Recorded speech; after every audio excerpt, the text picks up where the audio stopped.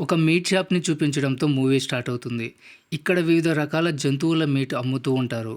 ఈ షాప్‌ని ఒక వైఫ్ అండ్ హస్బెండ్ రన్ చేస్తూ ఉంటారు. భర్త పేరు బ్రెయిన్, భార్య పేరు సోఫియా. వాళ్ళు చాలా డెడికేషన్‌గా వాళ్ళ వర్క్ చేస్తూ మీట్ అమ్ముతూ ఉంటారు. అయితే ఒకానొక రోజున కస్టమర్స్ అక్కడికి రావడమే మానేస్తారు.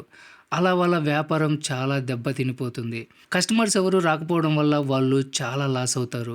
ఎందుకంటే వాళ్ళ దగ్గర ఉన్న డబ్బు మొత్తాన్ని వాళ్ళు ఆ షాప్ కోసం ఖర్చు చేశారు. ఇప్పుడు వాళ్ళ దగ్గర కొంచెం కూడా డబ్బులు మిగల్లేదు. ఒకరోజు మళ్ళీ ఇద్దరు షాప్‌లో పని చేసుకుంటూ ఉండగా కొంతమంది మాస్క్ వేసుకున్న వ్యక్తులు అక్కడికొస్తారు. వాళ్ళు ఆ షాప్‌ని ధ్వంసం చేసి అక్కడున్న వస్తువులన్నీ పాడు చేస్తూ ఉంటారు.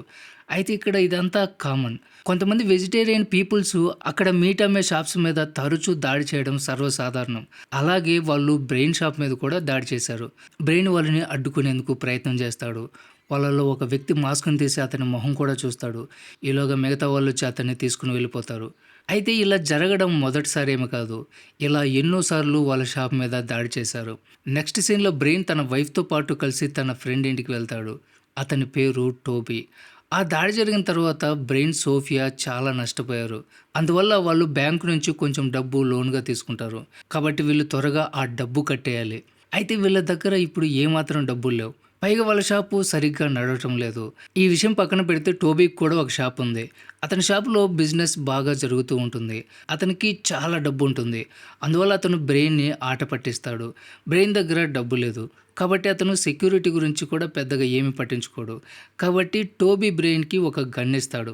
ఎందుకంటే ఒకవేళ ఎప్పుడైనా తనకి ప్రమాదం ఎదురైతే దాని నుంచి తనను తాను రక్షించుకోవడానికి ఇస్తాడు. నిజానికి టోబీ దగ్గర ఈ గన్‌కి సంబంధించిన ఎటువంటి లైసెన్సు లేదు.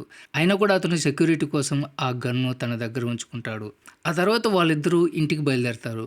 వాళ్ళు కార్‌లో వెళ్తూ ఉన్నప్పుడు బ్రెయిన్ వాళ్ళ షాప్ మీద దాడి చేసిన వ్యక్తిని చూస్తాడు. అతను సైకిల్ మీద వెళ్తూ ఉంటాడు. అతన్ని చూడగానే బ్రెయిన్‌కి చాలా కోపం వస్తుంది. అందువల్ల అతను కార్‌ని సడెన్‌గా బ్రేక్ వేసి వెనక్కి పోనిస్తాడు. అప్పుడు ఆ సైకిల్ మీద ఉన్న వ్యక్తి కారు కింద పడి నలిగి చనిపోతాడు. ఇప్పుడు బ్రెయిన్ తను చేసిన తప్పుని రియలైజ్ అవుతాడు. అయితే ఆ శవాన్ని ఎలాగైనా సరే పోలీసులకు కనిపించకుండా మాయం చేయాలి అనుకుంటాడు. లేదంటే వాళ్ళిద్దరూ ఇరుక్కుపోతారు. కాబట్టి బ్రెయిన్ మరి అతనికి ఈ శవాన్ని మనం మాయం చేయాలి అని సలహా ఇస్తుంది. ఇప్పుడు బ్రెయిన్‌కి కూడా ఏమీ తట్టదు. అందువల్ల అతనికి తన భార్య చెప్పింది సరైనదే అనిపిస్తుంది. కాబట్టి ఆ డెడ్ బాడీని తీసుకొని తన షాప్‌కి వెళ్ళిపోతాడు. షాప్‌కి వెళ్ళిన తర్వాత ఆ డెడ్ బాడీని చిన్న చిన్న ముక్కలుగా నరికి ఫ్రిడ్జ్‌లో పెట్టేస్తాడు. ఆ పనైతే చాలా సులభంగా చేసేస్తాడు. ఎందుకంటే అతను మీట్ ఇప్పటిదాకా కట్ చేసి బాగా ప్రాక్టీస్ అయిపోయి ఉంటాడు. తర్వాత రోజు ఉదయాన్నే నిద్ర లేచిన బ్రెయిన్‌కి తను గత రాత్రి డెడ్ బాడీ నుంచి కట్ చేసి పెట్టిన మీట్ కనిపించదు. అతను చాలా కంగారు పడిపోయి అంతా వెతుకుతూ ఉంటాడు. అప్పుడే వాళ్ళ షాప్‌కి లియా అనే అమ్మాయి వస్తుంది. ఆమె అదే మీట్ గురించి మాట్లాడుతూ ఉంటుంది. ఆమె గంట క్రితమే ఆ మీట్‌ని కొనుక్కొని వెళ్ళింది. ఆమెకి అది బాగా నచ్చడం వల్ల ఇంకా కొంచెం ఆర్డర్ చేయడానికి వచ్చుంటుంది. అంటే బ్రెయిన్ దాచిన ఆ వ్యక్తి మీట్‌ని సోఫియా కస్టమర్‌కి అమ్మేసింది. ఆ మహిళ ఇది చాలా రుచిగా ఉంది. ఇది ఏ జంతువు మాంసం అని అడుగుతుంది. బ్రెయిన్ వెంటనే అది పంది మాంసం అని, అది వేరే దేశాల నుంచి తెప్పించామని చెప్తాడు. మిగిలిన మీటు ఆ మహిళకి అమ్మేస్తాడు. ఆమె అది తీసుకొని వెళ్ళిపోతుంది. బ్రెయిన్ కూడా గత రాత్రి ఆ మీట్‌ని ట్రై చేస్తాడు. అతను ఇంతకుముందు ఎప్పుడు కూడా ఇలాంటి టేస్ట్‌ని రుచి చూడలేదు. అయితే ఇదంతా అతనికి తప్పుగా అనిపిస్తుంది. అందువల్ల ఆ మిగిలిన మాంసాన్ని బయట పడేయడానికి తీసుకెళ్తూ ఉంటాడు. ఈలోగా ఇంకో కస్టమర్ వచ్చి అదే మీట్ కావాలి అని అడుగుతాడు. అలా ఇష్టం లేకపోయినా కూడా ఆ మీట్‌ని ఆ వ్యక్తికి ఇవ్వాల్సొస్తుంది. అలా వాళ్ళు ఇష్టం లేకపోయినా కూడా ఆ మీట్‌ని అందరికీ అమ్మేస్తారు. ఆ రోజు వాళ్ళ బిజినెస్ చాలా బాగా జరుగుతుంది. అసలు ఇదంతా చూసి బ్రెయిన్, సోఫియా చాలా ఆశ్చర్యపోతారు. ఈ జనానికి ఒక మనిషి మీట్ ఇంత రుచిలా ఎలా అనిపిస్తుంది అని షాక్ అవుతారు. అందువల్ల ఆ రాత్రి అతను ఆ మీట్‌ని ట్రై చేస్తాడు. అది తిన్న తర్వాత అతనికి గతంలో ఎప్పుడు కూడా ఇలాంటి మాంసం తినలేదు అనిపిస్తుంది. అప్పుడు సోఫియా తన భర్తతో వెజిటేరియన్ పీపుల్స్‌కి మీట్ చాలా టేస్టీగా ఉంటుందని, వాళ్ళ రక్తం చాలా క్లీన్‌గా ఉండడం వల్ల వాళ్ళ మీట్ రుచిగా ఉంటుందని చెప్తుంది. అయితే ఇప్పుడు వాళ్ళ దగ్గర ఉన్న మాంసం అంతా అయిపోయింది. కాబట్టి తర్వాత ఏం చేయాలని వాళ్ళు ఆలోచిస్తూ ఉంటారు. ఆ మరుసటి రోజే వాళ్ళ ఇంటికి తన కూతురు బాయ్ ఫ్రెండ్ వస్తాడు. వాళ్ళు అతనికి మీట్ సర్వ్ చేయడానికి వచ్చినప్పుడు అతను వెజిటేరియన్ అని తెలుస్తుంది. వాళ్ళ కూతురు కూడా అతని కోసం వెజిటేరియన్‌లా మారిపోయిందని తెలుస్తుంది. అయితే సోఫియాకి, బ్రెయిన్‌కి చాలా కోపం వస్తుంది. ఎందుకంటే అందరూ వెజిటేరియన్‌గా మారిపోతే వాళ్ళ మీట్ ఎవరు కొంటారు అని. ఆ తర్వాత బ్రెయిన్, సోఫియా ఇద్దరు కూడా ఒక రెస్టారెంట్‌కి వెళ్తారు. వాళ్ళు ఒక వెజిటేరియన్ పర్సన్‌ని ఎలా చంపాలి, వాళ్ళ బిజినెస్‌ని ఎలా ముందుకు తీసుకెళ్ళాలి అనే విషయం గురించి మాట్లాడుకుంటూ ఉంటారు. అప్పుడు వాళ్ళకి ఆ రెస్టారెంట్‌లో ఉన్న ఒక చెఫ్ కనిపిస్తాడు. అతన్ని చూడగానే వాళ్ళ మైండ్‌లోకి ఒక ఐడియా వస్తుంది. అతను చాలా బరువు ఉండడం వల్ల ఎక్కువ మాంసం వస్తుంది. ఎలాగైనా అతన్ని కిడ్నాప్ చేసి చంపేయాలి అనుకుంటారు. అలా ఆ రాత్రి బ్రెయిన్ ఒక కత్తి తీసుకొని ఆ చెఫ్ వెంట పడతాడు. అయితే అతను ఏదోలాగా తప్పించుకొని వెళ్ళిపోతాడు. అలా సోఫియా బ్రెయిన్ మొదటి ప్రయత్నం విఫలమవుతుంది. సోఫియా ఈ పని చేయడం చాలా కష్టం. కాబట్టి మనం ఇంకా కొంచెం దీని గురించి తెలుసుకోవాలి అంటుంది. అయితే వీళ్ళ దగ్గర ఒక మంచి ఐడియా ఉంది. వాళ్ళిద్దరూ ఒక డ్రెస్ వేసుకొని వెజిటేరియన్‌కి, నాన్ వెజిటేరియన్‌కి వ్యతిరేకంగా ప్రచారం చేస్తూ ఉంటారు. అలా వెజిటేరియన్స్ అందరూ కూడా వాళ్ళ గ్రూప్‌లో కలవమని కోరుతూ ఉంటారు. అప్పుడే ఒక వ్యక్తి వాళ్ళ దగ్గరకొస్తాడు. అతను వాళ్ళ గ్రూప్‌లో జాయిన్ అవ్వాలి అనుకుంటున్నాడు. నిజానికి బ్రెయిన్, సోఫియా ఇద్దరూ వెజిటేరియన్ గ్రూప్‌ని ఏర్పాటు చేసి వాళ్ళని ఒక్కొక్కరుగా చంపేయాలని నిర్ణయించుకున్నారు. వాళ్ళు మనిషి మీట్‌ని అమ్మడం ద్వారా చాలా డబ్బులు సంపాదిస్తారు. తర్వాత రోజు బ్రెయిన్ వాళ్ళు ఆ వ్యక్తిని కలవడానికి వెళ్తారు. అప్పుడు బ్రెయిన్ అతన్ని చంపడానికి సిద్ధంగా ఉంటాడు. కానీ అతను తనతో పాటు మరొక ఇద్దరు వ్యక్తుల్ని తీసుకొనొచ్చుంటాడు. వాడిని చూసి బ్రెయిన్ అతన్ని చంపాలి అన్న ప్లాన్ క్యాన్సిల్ చేసుకుంటాడు. అయితే ఆ వ్యక్తి బ్రెయిన్‌కి ఒక ఆఫర్ ఇస్తాడు. అదేంటంటే వాళ్ళు ఒక మీట్ షాప్ మీద దాడి చేయడానికి వెళ్తున్నారు. కాబట్టి వాళ్ళని కూడా ఇన్వైట్ చేస్తారు. బ్రెయిన్, సోఫియా కూడా వాళ్ళ మాట విని వాళ్ళతో పాటు వెళ్తారు. వాళ్ళు ఆ మీట్ షాప్ దగ్గరికి వెళ్ళగానే బ్రెయిన్‌కి ఆ షాపు తన ఫ్రెండ్‌దని అర్థమైపోతుంది. అయినా కూడా అతను కూడా దాడి చేయడానికి సిద్ధంగా ఉంటాడు. ఎందుకంటే బ్రెయిన్‌కి అతని ఫ్రెండ్ అంటే ఇష్టం లేదు. అతను బిజినెస్‌లో గొప్పగా ఉండడం తనకి జెలస్‌గా ఉంటుంది. తర్వాత వాళ్ళందరూ కలిసి ఆ షాప్‌ని ధ్వంసం చేస్తారు. తర్వాత రోజు ఇదే విషయం గురించి భార్యాభర్తలిద్దరూ మాట్లాడుకుంటూ ఉంటారు. వాళ్ళు తప్పు చేస్తున్నామనేది వాళ్ళ భావన. అయితే బ్రెయిన్‌కి కోపమొచ్చి అక్కడి నుంచి వెళ్ళిపోతాడు. అయితే సోఫియా దగ్గరికి ఒక వ్యక్తి వస్తాడు. అతను ఆమెతో ఫ్లర్ట్ చేస్తూ ఉంటాడు. అతను ఆమెతో చాలా రొమాంటిక్‌గా మాట్లాడుతూ ఆమెతో పాటు వెళ్తారు. వాళ్ళిద్దరూ ఇంటిమేట్ కూడా అవుతారు. అప్పుడు సోఫియా అతని పెదాలు కొరికేస్తుంది. అలా అతను బ్లడ్ టేస్ట్ చేస్తుంది. తర్వాత అతనికి ఫస్ట్ ఎయిడ్ చేస్తానని చెప్పి తన ఇంటికి తీసుకెళ్తుంది. తర్వాత బ్రెయిన్ దగ్గరికి వెళ్ళి ఆ వ్యక్తిని చంపేయాలని చెప్తుంది. అయితే బ్రెయిన్ అలా చేయడానికి నిరాకరిస్తాడు.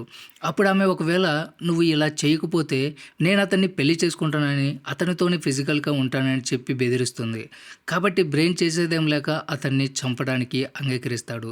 అయితే అతన్ని చంపడానికి అన్నీ రెడీ చేసుకున్న తర్వాత కూడా అతను ఆ పని చేయడు.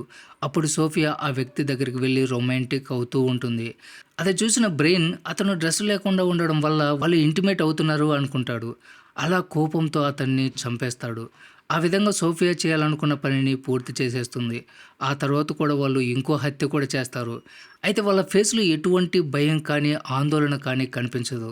తర్వాత రోజు ఉదయం ఆ గ్యాంగ్ అందరూ కలిసి ధ్వంసం చేసిన మీట్ షాప్ దగ్గరికి పోలీసులొస్తారు. సోఫియా, బ్రెయిన్ ఇద్దరూ అందులో పాల్గొన్నా కూడా వాళ్ళకేమీ తెలీదు అన్నట్లు పోలీసుల ముందు సాధారణంగా ప్రవర్తిస్తూ ఉంటారు. పోలీసులు అక్కడ ఎంక్వైరీ చేస్తూ ఉన్నప్పుడు వాళ్ళిద్దరిని కూడా పక్కకు తీసుకెళ్ళి మాట్లాడతాడు. అయితే అతను ఎంక్వైరీకి బదులుగా తనకి కూడా వాళ్ళు అమ్ముతున్నటువంటి మీట్ కావాలని అడుగుతాడు. అది విన్న తర్వాత సోఫియా, బ్రెయిన్ చాలా రిలీఫ్ అవుతారు. పోలీసులు వాళ్ళ మీద ఎటువంటి అనుమానం కలగలేదని రిలాక్స్ అయిపోతారు. ఇక తన గురించి ఆలోచించడం అనవసరం అనుకుంటారు. ఆ తర్వాత వాళ్ళు అదే వ్యక్తి మీట్‌ని అందరికీ అమ్ముతూ ఉంటారు.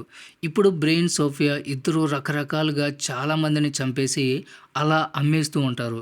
వాళ్ళు ఎంత రేటు పెంచినా కూడా జనాలు కొనడానికి సిద్ధంగా ఉంటారు. అలా వాళ్ళు చాలా డబ్బులున్న వ్యక్తులుగా మారిపోతారు. తర్వాత ఒకరోజు సోఫియా, బ్రెయిన్ మళ్ళీ టోబీ ఇంటికి వెళ్తారు. ఆ రోజు దాడి జరిగిన తర్వాత అతని షాప్ ఇప్పుడు సరిగ్గా జరగడం లేదు. సోఫియా, బ్రెయిన్ వాళ్ళ షాపు చాలా ఫెయిల్ అయిపోయింది. కాంపిటీషన్‌లో నంబర్ 1 స్థానంలో ఉంది. టోబీ ఇప్పుడు కూడా బ్రెయిన్ షాప్ గురించి తప్పుగా మాట్లాడుతూ ఎగతాళి చేస్తూ ఉంటాడు. అలా ఆ విషయంలో వాళ్ళిద్దరి మధ్య గొడవ జరిగి ఇద్దరు కొట్టుకునేదాకా వస్తుంది. అలా ఇద్దరు స్విమ్మింగ్ పూల్‌లో పడి మరీ కొట్టుకుంటూ ఉంటారు. అప్పుడు బ్రెయిన్ టోబీ చెవిని కొరికేసి నమిలేస్తాడు. నిజానికి బ్రెయిన్ ఒక జాంబీలాగా మారిపోయాడు. అతను ఏం చేస్తున్నాడో కూడా అతనికి అర్థం కాదు. తర్వాత వాళ్ళిద్దరూ అక్కడి నుంచి వెళ్ళిపోతారు. టోబీ, అతని వైఫ్ ఇద్దరూ వాళ్ళని చూస్తూ అలాగే ఉండిపోతారు. తర్వాత ఒకరోజు రాత్రి బ్రెయిన్ మనిషి మీట్‌ని కట్ చేస్తూ ఉంటాడు. అదే సమయంలో పోలీస్ ఆఫీసర్ అక్కడికొస్తాడు. అతను బ్రెయిన్‌తో ఈ మధ్య తరచూ చాలామంది వెజిటేరియన్స్‌గా మారిపోతున్నారని, వాళ్ళందరూ మిస్సింగ్ వెనక ఎవరో ఉన్నారని అంటాడు. అయితే ఆ పోలీస్ ఆఫీసర్‌కి ఇదంతా చేస్తున్నది బ్రెయిన్ అని తెలీదు. అందువల్ల ఆ విషయాన్ని నేరుగా బ్రెయిన్‌తోనే చెప్పేస్తాడు. తర్వాత బ్రెయిన్ ఆ విషయం గురించి సోఫియాతో మాట్లాడతాడు. మనం చాలా తప్పు చేస్తున్నామంటాడు. మనం ఇదంతా మానేయాలి. లేదంటే ఈ కేసులో ఇరుక్కుంటే జీవితంలో ఇంకెప్పటికి బయటికి కూడా రాలేము అని చెప్తాడు. తర్వాత రోజు బ్రెయిన్ తన కస్టమర్‌తో కూడా ఈ విషయం చెప్పేస్తాడు. ఇక మీదట మేము ఈ మీట్‌ని అమ్మడం లేదు అని చెప్తాడు. కొంచెం సేపు తర్వాత బ్రెయిన్ తన కుక్క పిల్లని తీసుకొని బయటికి నడుస్తూ ఉంటాడు. అదే సమయంలో వాళ్ళ గ్రూప్‌లో జాయిన్ అయిన వెజిటేరియన్ వ్యక్తి అక్కడికొస్తాడు. వాళ్ళు ఏదైతే షాప్ మీద దాడి చేశారో ఆ విషయం బయటికి రాకుండా ఉండడం కోసం ఉన్న సాక్ష్యాలన్నిటిని మాయం చేయాలనుకుంటున్నాడు. ఎందుకంటే పోలీసులు ఇప్పుడు ఆ దాడి గురించి ఇన్వెస్టిగేషన్ చేస్తూ ఉన్నారు. పైగా ఆ దాడి గురించి సోఫియాకి, బ్రెయిన్‌కి మాత్రమే తెలుసు. కాబట్టి వాళ్ళు బ్రెయిన్ సోఫియాని చంపేయాలనుకుంటారు. వాళ్ళు ఆమెని బాగా కొడతారు. తర్వాత బ్రెయిన్ తన ఇంటికి వెళ్తాడు. అప్పుడు అతని ఇంటి దగ్గరలో ఒక వెహికల్ కనిపిస్తుంది. బ్రెయిన్ వెంటనే తన వైఫ్‌ని రక్షించడానికి ఇంటిలోకి వెళ్తాడు. బ్రెయిన్ కుక్క ఒక వ్యక్తిని పట్టుకుంటుంది. అయితే ఈలోగా ఇంకో వ్యక్తి వచ్చి బ్రెయిన్ మీద అటాక్ చేస్తాడు. అప్పుడు సోఫియా ఒక ఇనుప కుక్కెంని అతని వైపు బలంగా విసురుతుంది. అది అతని నుదుటి మీద కూర్చోవడం వల్ల అతను అక్కడికక్కడే చనిపోతాడు. ఇక్కడ మనకి కొన్ని సంవత్సరాల తర్వాత సీన్ చూపిస్తారు. బ్రెయిన్, సోఫియా ఇద్దరూ రెడ్ హ్యాండెడ్‌గా దొరికిపోయి ఉంటారు. అందువల్ల వాళ్ళే స్వతహాగా పోలీసులకి లొంగిపోతారు. ఎందుకంటే వాళ్ళు ఇలాంటి జీవితాన్ని జీవించాలనుకోవడం లేదు. మొదట్లో వాళ్ళకి ఇది చాలా సంతోషంగా కలిగించింది. అయితే ఇప్పుడు అది చాలా తప్పని వాళ్ళు తెలుసుకున్నారు. ఈ శిక్షని వాళ్ళు జీవితాంతం అనుభవించాలి. ఈ సీన్‌తోనే మూవీ ఎండ్ అవుతుంది. సో ఇది ఫ్రెండ్స్ ఇవాల్టి video. Don't forget subscribe. Thanks for watching.